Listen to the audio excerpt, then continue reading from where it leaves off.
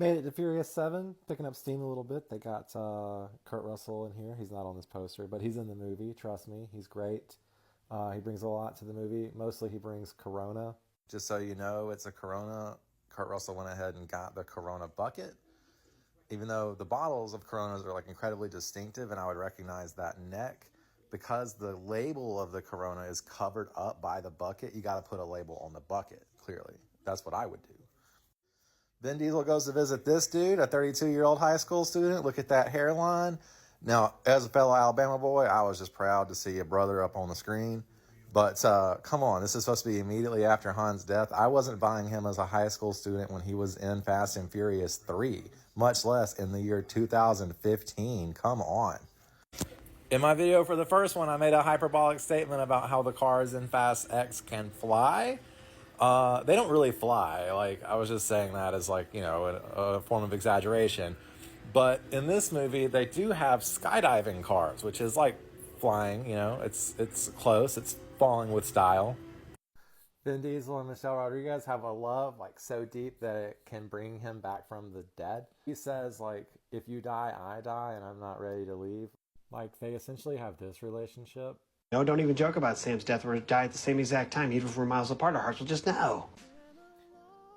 This, I'm gonna preface this. I'm not super familiar with Paul Walker. I grew up like I knowing who he was. I know who Paul Walker is. You know, he's been making movies for like over 20 years. I've been watching movies for way longer than that. I've seen Joyride. You know, I like him in Joyride. I'd never seen any of these Fast and Furious movies. I don't care about Paul Walker, you know?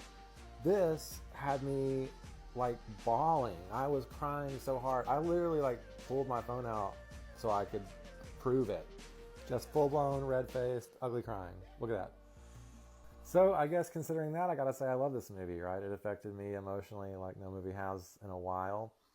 The masculine ego is still full-on display. I know I talk a lot about Vin Diesel's ego with these movies, but I think I've been kind of letting Ludacris fly under the radar, because if you look at his skill sheet, he's like racked up way more than anybody else on the team.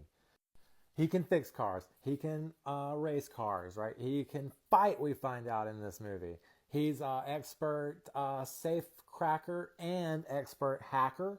He looks like this with his shirt off, you know. He can do anything. He can do it all. He's got all the skills.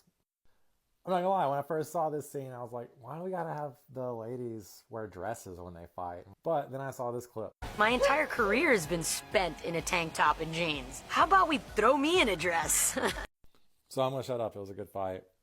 So all in all, I really liked this movie. I liked the addition of Kurt Russell. I like Kurt Russell. I think he's charismatic and charming. He's entertaining to watch. He's having a lot of fun with the role. I liked that The Rock showed up, but his role was greatly reduced. I think his presence is kind of like for me in these movies. I almost prefer him as like how he was in this one, where he just kind of comes in at the end and he's more or less sidelined.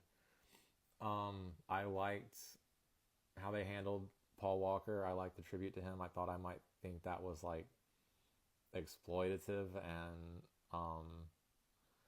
you know, kind of like thoughtless, but I found it to be the exact opposite. I thought it was really sweet and endearing. All in all, they did a great job. I'm looking forward to part 8.